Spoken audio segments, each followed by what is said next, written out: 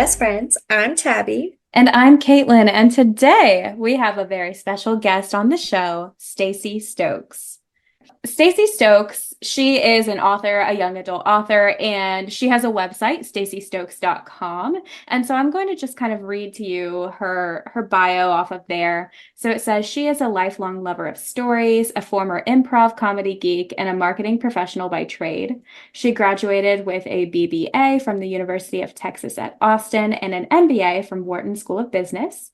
Her debut novel, Remember Me Gone, was a Junior Library Guild Gold Standard Selection, an ALA Quick Picks for Reluctant Readers nominee, and nominated for the Colorado Blue Spruce Award. Her sophomore novel, The Darkness Rises, will release in April 2024, should be on April 9th, with Penguin/Viking. Stacy lives with her family in the Bay Area, and you can follow her on Twitter and Instagram at Stacy A. Stokes. All right, so in true fashion, we will be reading the back of the book of The Darkness Rises. Someone wants revenge.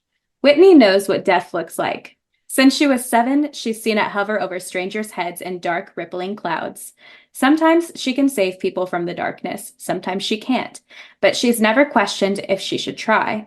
Until the unthinkable happens and a person she saves becomes the perpetrator of a horrific school shooting.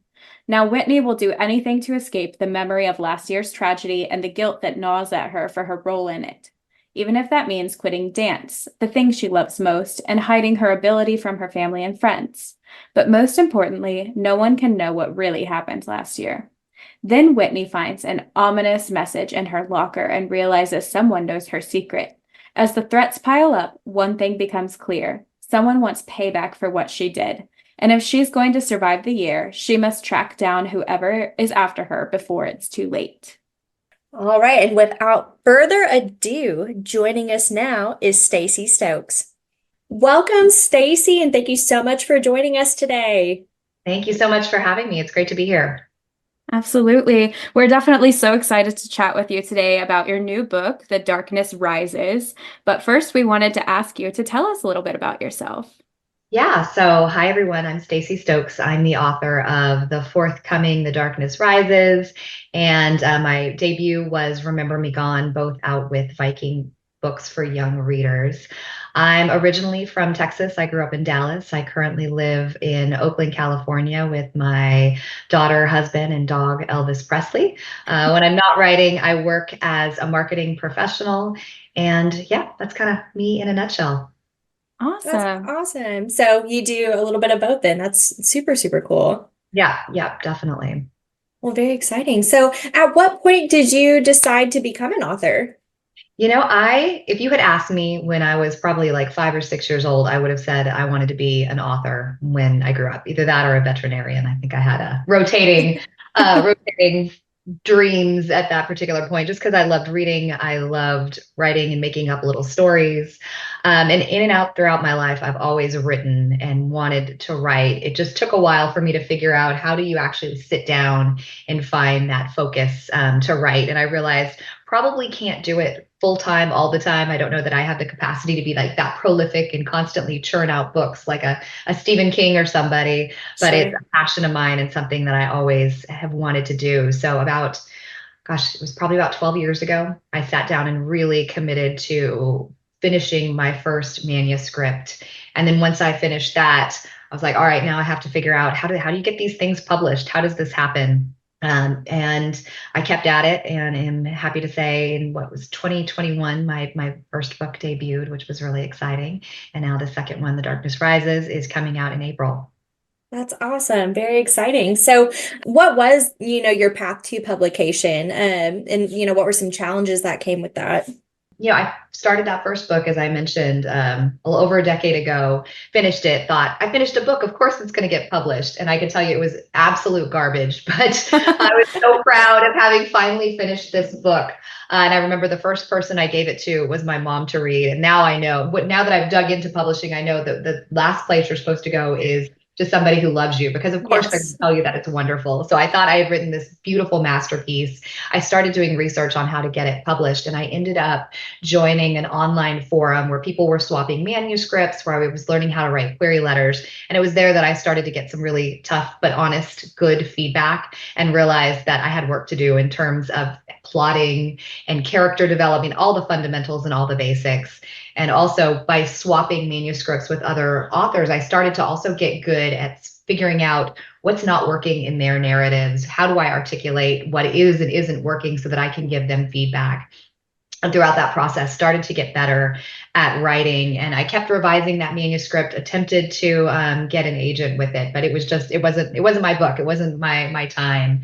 At the time, I actually had started writing The Darkness Rises. Had a draft when I got the idea for Remember Me Gone, which ultimately ended up being my debut. But I had a very bad draft of The Darkness Rises that I queried, had a lot of interest in it, but it wasn't quite ready yet. So I ended up setting that one aside because I knew there was an idea there, but I hadn't really fleshed it out. And then I sat down, I wrote Remember Me Gone. And by that time, I had really honed my craft. I'd spent a lot of time figuring out, how do you plot a book? How do you build characters? I joined a critique group, which I think was one of the most critical things that I did, which I'm still in that critique group to this day. We've been together, I think, almost 9 years now. Wow. It was really fun when we all got together. Nobody was agented or published. Now, of the 6 original members, 4 of us are agented and published now and keep on How working at it. So cool. that was really helpful to have a group of trusted writing friends who could give you honest feedback, help me like kind of hone my words and my craft. And ultimately they were really invaluable in helping me get Remember Me Gone to a really strong place. And I queried that, got my wonderful agent Joanna McKenzie. We went out on submission with that, and 2 weeks later had an offer, which when you hear it like that, it makes it sound like it was really quick, but this was, a decade of work learning how Yeah. really hone and craft my skills. Yeah, well, that's awesome to know. Like, that seems like really good advice too for any young authors who are getting into this for the first time. It's just finding that support group and other authors who like are wanting to learn together. It sounds like there's a really good support system out there. So And that's that's Absolutely. awesome. been something really positive we've heard from some other authors that we've talked to, is that that's kind of, the foundation that you need is the people who are going to, tell it to you straight, give you the feedback that you need. Because you're always your hardest critic, but sometimes you do need those people to look at it from a different perspective for you. Yeah, absolutely. And it's just nice to have friends who are in the trenches with you. Hmm. Anybody who has ever pursued a creative career path, one of the hardest things you learn is there's a lot of no's. And I think that doesn't matter if it's writing or painting or whatever creative thing you're pursuing, you're going to get a lot of no's. And it helps to have people you can talk to who are going through it, who've gotten those no's, who've taken those lumps, who can Hmm. there with you when you're on your low days and also celebrate with you on your high days because they realized how hard it is to get a yes. So it's not just even the writing craft itself, although that is highly, highly valuable. It's just about having that support network and people who get why you want this so badly and why it's so hard, and can empathize with you along the way. That's so Absolutely. awesome. So, with the main character in The Darkness Rises, she is a dancer. She's grown up dancing. And I know that you yourself grew up dancing. So, tell us how dancing, how that played a role in your life and translated into your writing. Yeah. So when I was younger, all the way through high school, I was a competitive dancer in Texas and parts of the South. A lot of high schools have what's called the drill team, which is actually a dance team. They do the halftime shows. And then when football season's out, they do competitive competition dance all throughout the state and sometimes out of the state. So I did that all through high school. And I had always, that was such a big part of my life growing up, being a part of that team and just all the amount of time I spent training and loving and learning dance. And I always wanted to write a book that had that core to it. So I can't explain how I just knew it was going to be this book, but I knew that Whitney was going to reflect some of that experience that I had from my time on the drill team, which I changed it. Instead of drill team in this book, it's called dance team, just because I realized that's more universally known. I know a lot of states, they call it the drill team is more of, say, like a flag squad or something like that. Mhm. I just wanted it to be clear that it was really focused on competitive dance. But yeah, that just became a central part of the story that really pulled from my own experiences as a competitive dancer in high school. And that nostalgia that I have, that I wish I could still do that. I have a daughter now, and she's only 2.5, but I'm really, really hoping that she will decide that dance is her chosen activity, so I can be that dance mom that's waiting to explode out of me. Well, I That's hope that she awesome. loves it just as much as you did. I'm gonna try. And it was such a beautiful thing in the book too, just to read it and see like how that did inspire Whitney and how she continued to use that even when she maybe, wasn't dancing at the time. And so I thought that Yeah. was super cool. It, like kept her grounded and kind of served as like a little bit of a coping mechanism for her. Yeah, definitely. I found I don't know, I found it was such an important thing. Like now as an adult, it's unless you go on to pursue dance, professional dance, it's not necessarily something that carries with you, but at the same time it does, because I found being a part of a team at such a young age, having something that was so core and central and important to me from a something to strive for, I think it really sets you up for success as an adult, to have goals that you set out to achieve, to know how to work with a team and build that camaraderie. So a lot of this was sort of my love letter to what dance I think did to set me up for success in life and just help me become a well-rounded person in the role that it played for me. Definitely. So in this book, obviously you are touching on some tougher topics, some darker topics that teens may go through. So what really motivated you to like have this conversation throughout the book, especially touching on, school shooting, stuff like that? Yeah, it's funny. I realize once I'm done with a book that I have accidentally used a book to help me process something that I didn't really know that I needed to process. And I actually have a letter at the end of the book kind of explaining the what was happening in my life at the time with school shootings, which I was writing this book and I had this idea about a girl who sees dark clouds hovering over strangers' heads when they're in danger, and she has the choice to save them or not. That was the initial core. And I knew that somebody wanted revenge because she'd saved the wrong person. That was the initial concept. And it took me a little while to flesh out what is that story going to look like? And at the same time, in the news, there had been another horrific school shooting. And I found myself literally flipping past the news articles, like as if it was just this thing, right? Like, oh, another one of those, which there was just a moment where I'm like, what a horrible, horrible reaction to have to something horrific happening in the world that keeps happening, to just want to breeze past it as if it's, yeah, as if you're numb to it. And I found it, even though I was trying to shut that out, I found it finding its way into this narrative. And once I had finished a draft that actually dealt with the school shooting, I realized that I was actually processing kind of my own feelings, that I was trying to deny what was happening in the world around gun violence and the potential realities that that would have on my family, on my future, on my daughter Sure. as she grows up. I didn't want to process it, and so I ended up processing it in the book.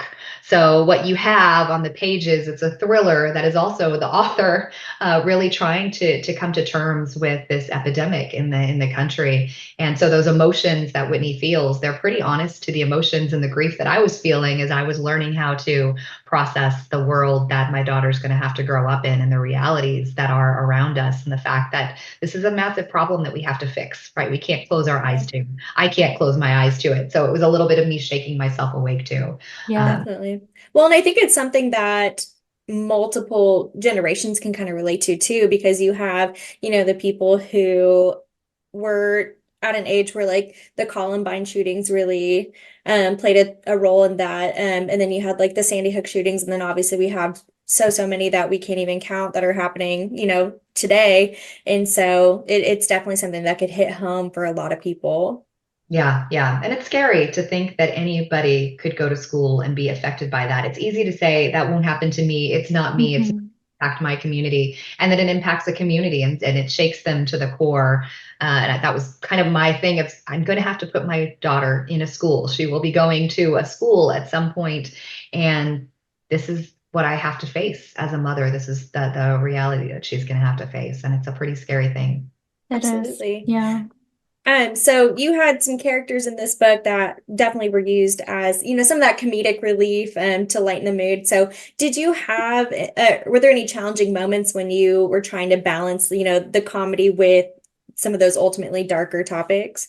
Yeah, I think it's important when you're writing a thriller or when you're writing something heavy to have a little bit of relief. I like to think, especially with thrillers and suspense book, it's a little bit like you're filling the air in a tire, right? If you're doing it well, it's getting bigger and bigger and bigger until it's about to pop. And it actually helps if you release that tension a little bit, if you release some of that air out of it. It helps the reader breathe. It helps you as an author breathe. It helps the character breathe. And it also helps, I think, that give another layer to the story. So instead of it being one note, like you're climbing up a mountain, it's a little more like you're riding a roller coaster, right? Because Mm-hmm. breathing moments in between. So I think anytime I'm writing something tension filled, I try to infuse those comedic moments just to create some more emotional levels. I also think it just makes the characters more grounded and the reader a little more grounded too, because we all need a little bit of a break in between it. So it's Yeah. kind of those moments of, hey, heart racing, pulse going, let's take a breather. Something big and intense happened, let's take a breather. Yeah. I think it also just reminded, the readers like, hey, these are high school kids. Like, Right. you'd be like, holy cow, like this is crazy and all these things happening. And then you'd have, Isaac crack a joke or his grandpa crack a joke, and you're like, oh, okay. Yeah. Right. Like, And okay. that's life, right? Horrible things happen, but at the same time, your day-to-day life happens at the same time. Those things run in parallel. It's not just like a one note existence that we all live. So there's a little bit of that too, right? This wild thing is happening to Whitney, but at the same time, her best friend is going through some stuff. She met a boy that she likes. Like that's real life, that all of those things kind of combine together. It definitely made it a very well-rounded story. Thank you. Glad to hear that. So I am curious, is there anything specifically that made you decide to write for young adult readers as opposed to, an older audience? Yeah, it's a good question, and one I don't 100% know the answer to because it's sort of a voice that I've always written in. But I think it is because when I always read, as I mentioned earlier, I came from a big family of readers. So my mom was always reading to me when I was little. She always had a book in her hand.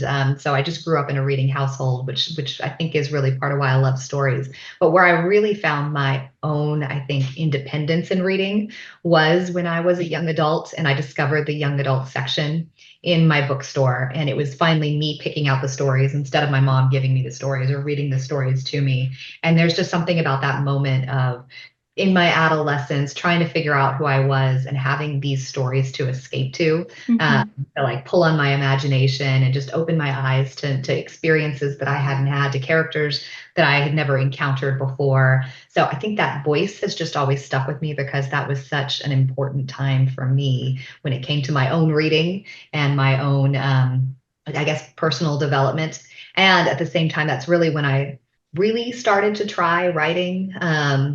I mean, it was many years later until I tried writing a full manuscript, as I shared earlier, but I was writing a lot of short stories around that time. And the voice was always very anchored in those young adult stories that I was picking up at the bookstore. Yeah, I know Tabby and I definitely can relate to like we are also lifelong readers as well. So I do remember also that feeling as, a young adult picking out your books at the bookstore. Like it did kind of add this new excitement to reading. Some So I totally get independence to that. it. Yeah.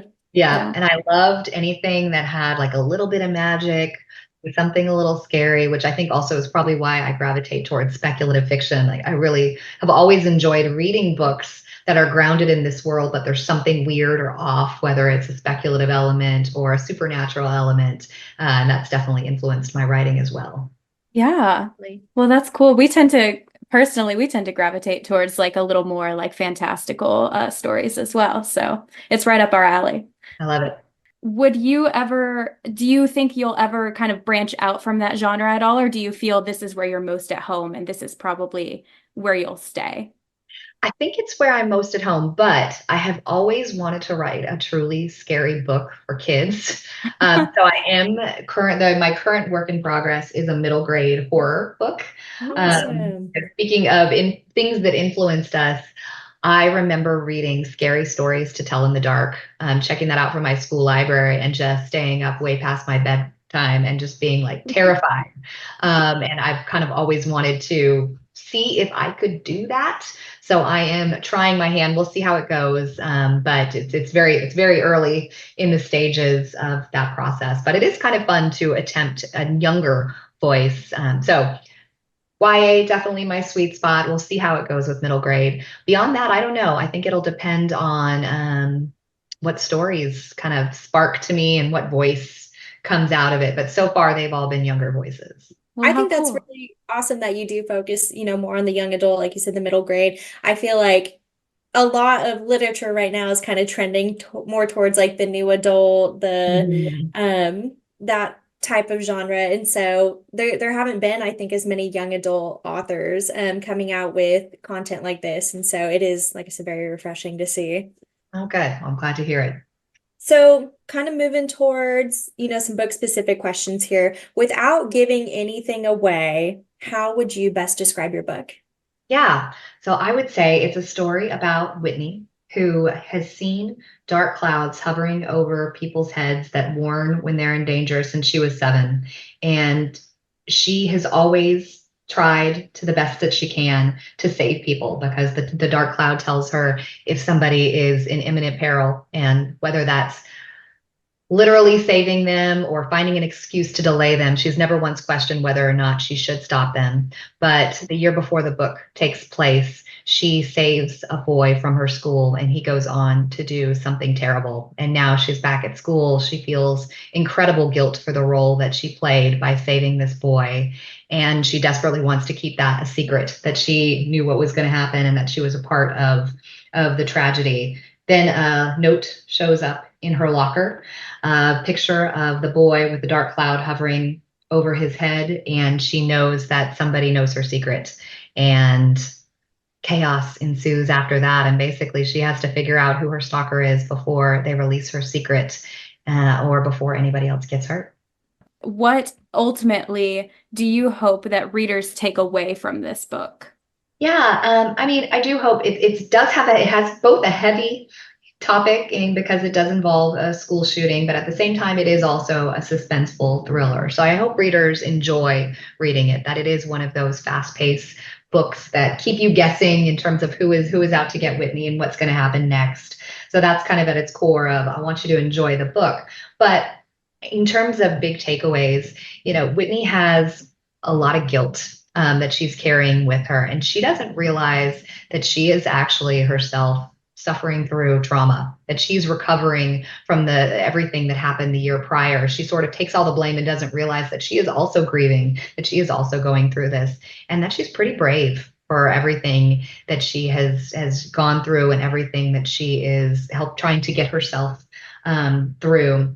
And she forces herself to do that alone. She thinks she has to do this in isolation. And as the book progresses, she comes to realize she didn't have to be all by herself. She didn't have to isolate herself. And in fact, you shouldn't in those situations. It's important to talk to other people. It's important to lean on your network, to lean on your friends, and to not hold these things inside. And so my hope is, readers who maybe experience traumas big or small realize, similar to Whitney, that you don't have to go through this alone, that it's better to talk to somebody, that it's better to talk to your friends, let them know what's going on so that you can lean on your community.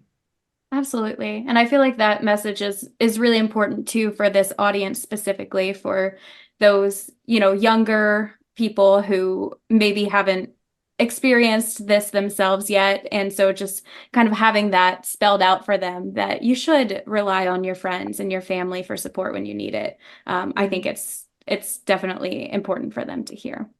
Yeah, really fostering like those healthy communication skills and something that's going to translate into them as they do continue to get older. That's right. Yeah. But it took Whitney a little too long. I think if she would have realized that much earlier on, maybe things wouldn't have been so dramatic. Although Yeah. we wouldn't have a book to read then. Exactly, exactly. What are you most excited for with the release of your book? It's such a long process from idea to writing the book to getting the book published. So I'm just excited for it to be in readers' hands and to finally be out in the world. I started writing this book, I think from the time that I had the idea, it was probably like 9-ish years ago. And I took a lot of breaks from writing it. So it's just been such a long process that I'm just excited to see it on a bookshelf, to see it in readers' hands, and I hope everybody enjoys it. Awesome. Well, on the flip side there, what have you been most nervous about? Well, for everybody to read it. Sure, obviously. Right, that's the double-edged sword of writing. You both want everybody to read your words, and then at the same time, you don't want anybody to read your words because what if they hate it? It's a reality of, hopefully somebody loves it, but you also know that there's going to be people out there who aren't going to love it if no story is for everybody. So Sure. that part's always a little nerve-wracking. For every good review, there's usually at least every two good reviews, you usually get a not so good review. So learning to close your ears to the negative reviews and focus on the positive is part of the key. I certainly learned that with the release of my first book, and all authors talk about that and go through it. That experience of the world is full of critics.